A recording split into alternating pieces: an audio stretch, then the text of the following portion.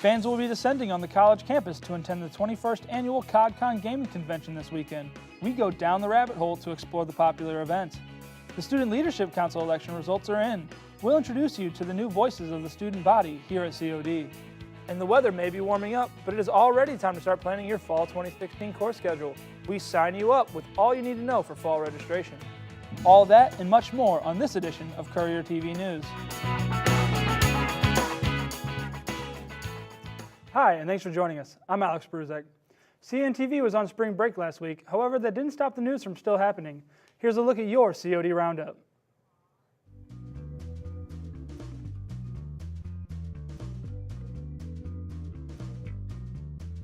The votes have been counted and our new Student Leadership Council members have been elected. Kylie Pooler won the race for Student Body President, with Shara Refugio winning Vice President. They will take over for Joe Stahl and Miguel Hernandez, respectively, as the mouthpieces for students here at the college. And Leselena Escamilla will take over for Gloria Rourke as student trustee to represent the student body in the Board of Trustee meetings every week. Voter turnout for this year's Student Leadership Council elections is the highest it's been since 2013, with 525 total votes. The SLC encourages all students to be more involved in the decisions made here at the College of DuPage.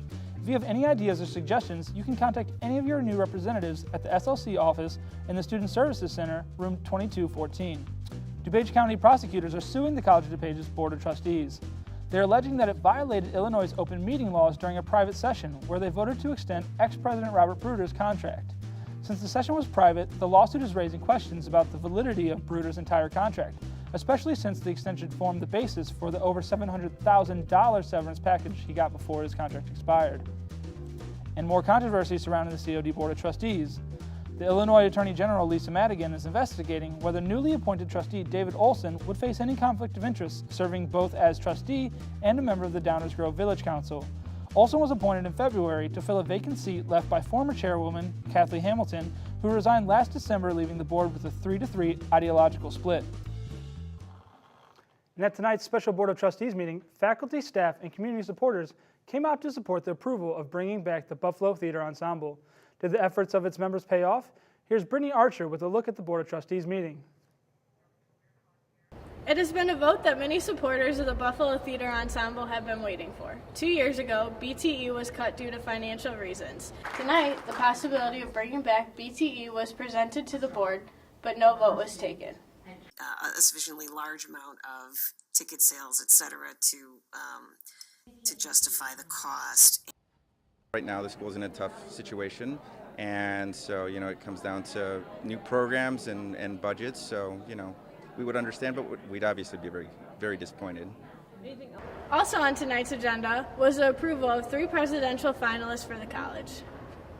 Those finalists are Anne Rondeau, retired Vice Admiral of the United States Navy, David Sam, President of Elgin Community College, and Barbara Cavalier, District President of Navarro College. Committee Chairman Lee Daniels said that the committee has found some extremely gifted candidates, all of which are capable of leading the school. The 14-member committee, which is made up of faculty, community members, and 1 student member, reviewed over 385 applications. After tonight's approval, the trustees will hold a public forum to introduce the candidates. The COD board is expected to interview the final candidates in April, and if the board is able to agree on one, the new president could be announced in May. This is Brittany Archer for CNTV News. And remember, for all the latest college news and events, log on to the Courier newspaper at codcourier.org. Ted Cruz and Bernie Sanders won their party's primaries in Wisconsin, inflicting tough losses on frontrunners Donald Trump and Hillary Clinton in the race for the White House. Ted Cruz scored an important win in Wisconsin's Republican presidential primary Tuesday. His Badger State victory makes a contested convention even more likely. Trump's Wisconsin loss complicates his pursuit of the 1,237 pledged delegates needed to clinch the nomination outright. As the race now shifts to Trump's delegate-rich home state of New York, a confident Cruz is vowing to take the nomination one way or another. And on the Democratic side, Senator Bernie Sanders won his party's presidential primary in Wisconsin. The victory marks Sanders' 6th win out of the past 7 state contests. He touted the victories as a sign of momentum going forward. COD students may want to check their bank accounts. You may have been the victim of a new scam known as credit card skimming. Credit card skimming is a technique thieves use in order to steal credit and debit card information during an otherwise legitimate transaction. Lombard police found a credit card skimming machine on the gas pump at Shell Station at North Avenue and Route 53 in Lombard. Investigators aren't sure how long the skimmer was in place, but police are warning people to check their bank accounts for unauthorized use. The city of Chicago raised the legal smoking age to 21 years old, following the trends of other large cities around the nation, such as New York City, Boston, and Cleveland. Along with this change, Mayor Rahm Emanuel also increased taxes on all tobacco products in an effort to discourage youth from picking up the habit. The court hearing for the sentencing of former House Speaker and Illinois Congressman Dennis Hastert may be postponed because additional alleged cases coming forward. A closed courtroom hearing, Hastert admitted he arranged with a victim to pay a total of $3.5 million to cover up sexual abuse from decades ago while he was a high school wrestling coach. 2 other victims will tell their stories at the sentencing on April 27th. The testimony could prove crucial in determining whether Hastert gets prison time. However, Hastert's lawyers have requested he only receive probation, citing his public disgracing and continued health problems as reasons for the leniency.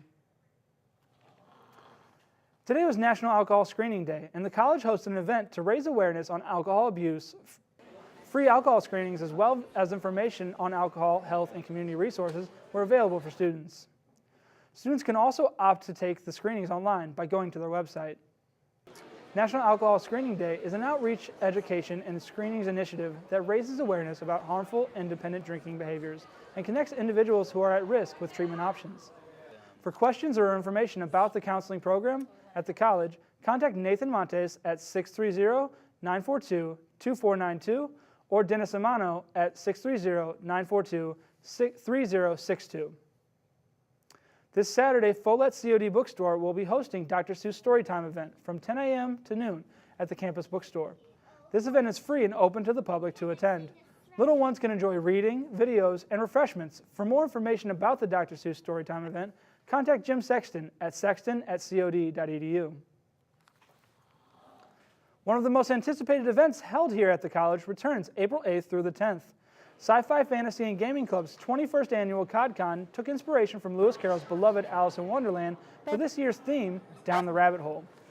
CODCON features a wide range of attractions, including game demos, artist galleries, a cosplay masquerade, LARP tournaments, and a free Crusaders of Lornia trading card game launch party. And as always, there will be great food, drinks, raffles, and vendors to visit as well. RPGA is going to be there all weekend. But there's little events that happen different times, different days. I think Saturday we're having an Uber Epic Munchkin tournament. Someone's going to run a werewolf game. Someone's going to do an Alice-themed treasure hunt. So we got things going on in different points. Tickets for the event are $5 for a one-day attendance, $7 for 2 days, and only $10 if you want to attend all 3 days. Children under the age of 10 receive half-price admission. You can also pre-order your tickets at www.codcon.com to receive a 20% discount on all ticket prices. For more information about CODCON, go ahead and visit their website. April 15th is quickly approaching, and if you haven't already, now is the time to finish filing your taxes. The accounting students and instructors are offering one more session of free assistance with electronic filing of state and federal tax returns.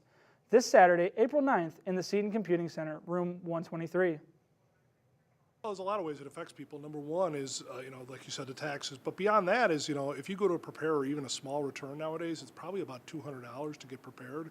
And so at this site, it's free. So that saves the person who's coming about $200. And at the same point, it gives the students a good skill set to go forward. Because when most students graduate with an accounting degree, which a lot of these students are hoping to, the first thing they're going to do at their new job is prepare tax returns. And it gives them a lot of the meet and greet skills to have that down already, to know how to meet the public and do a tax return.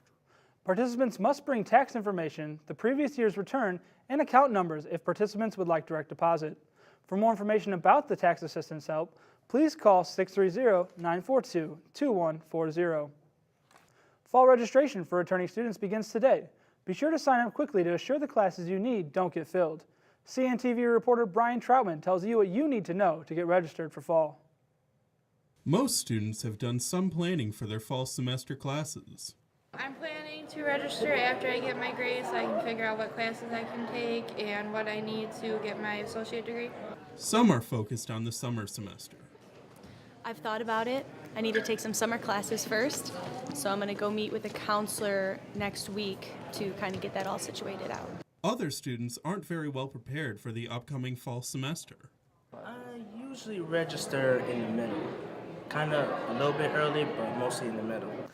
COD has counselors available to help students pick the right classes at a time they want to take them. Most students like to take classes somewhere between 10 and 2, and the longer you wait to register, the more those classes fill up. Counselors also help with career counseling and study skills. For more information, go to cod.edu/advising. Brian Troutman, CNTV News. Thanks for joining us for this week's Courier TV News. Please join us next week as we connect you to the community with more of College DuPage news. Have a great weekend.